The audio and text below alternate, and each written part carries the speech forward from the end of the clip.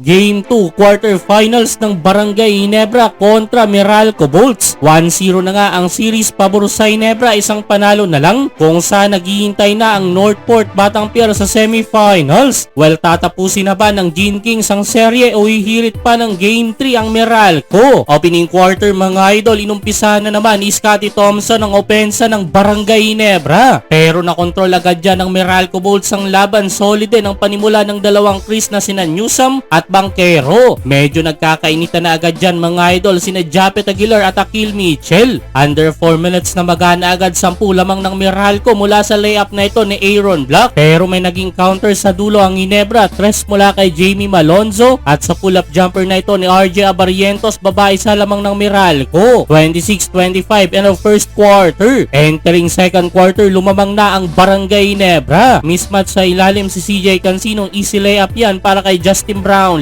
Pero binawian ng rookie si Brownlee. Napatalon si JB sabay Pinoy step kay Maverick Amisi. Umiinit na si Japet Aguilar, bagyang nakaabante ang Gene Kings mga idol. 39-38 under 8 minutes pero nabura agad yan ng Meralco sa kanilang 8-0 run, including itong 4-point shot ni Bong Quinto. After niya, nalipat na sa Meralco Bolts ang momentum mga idol. Step up off the bench si Johnson Rios at muli na nilang napangawakan ng lead. Dahil dyan frustrated na si Coach Tim Cone, inulan ng sermon si Abarrientos. Na-maintain ng Meralco ang lead, iwan si Thompson sa crossover move ni Quinto. 58-53 end of second quarter. Entering third quarter, halos magwala sa galit si Coach Luigi Trillo. Pinagsisigawan ng mga referee dahil sa sunod-sunod na contact sa Meralco. Na-technical dyan si Coach mga idol pero mas lalong ginanahan ng Meralco Bolts dahil muli na namang umangat 10 kanilang lead mula sa layup na naman na ito ni Aaron Black. 75-65 under 6 minutes. Pero may naging sagot na naman sa dulo ang Barangay Ginebra. Pinangunahan ni Justin Brownlee na kumana ng back-to-back 3-pointer. Kaso nakabaon ng buzzer beater si Cliff Hodge para pangawakan pa rin ang 4-point lead. 85-81 end of third quarter. Fourth quarter, nagpatuloy ang pagpuntos ni Cliff Hodge. Kahit anong gawin ng Ginebra, laging may bawi ang Meralco Bolts. Instant impact pa rin offensively si Johnson Rios na kumana pa ng wing 3-pointer mga idol. Nod-nod muna sa gilid si Jeremiah Gray, hindi pa talaga pwedeng maglaro. Though nakaka-11 puntos pa lang ang import ng Meralco na si Akil Mitchell. Triple-double na yan mga idol with 14 rebounds at 10 assists under 4 minutes. Justin Brownlee naman pilit na binubuhay ang Barangay Ginebra na meron na ding 30 plus points. Katulong si Jamie Malonzo na ibaba nila sa 4 lamang ng Meralco last 11 seconds. 108-104,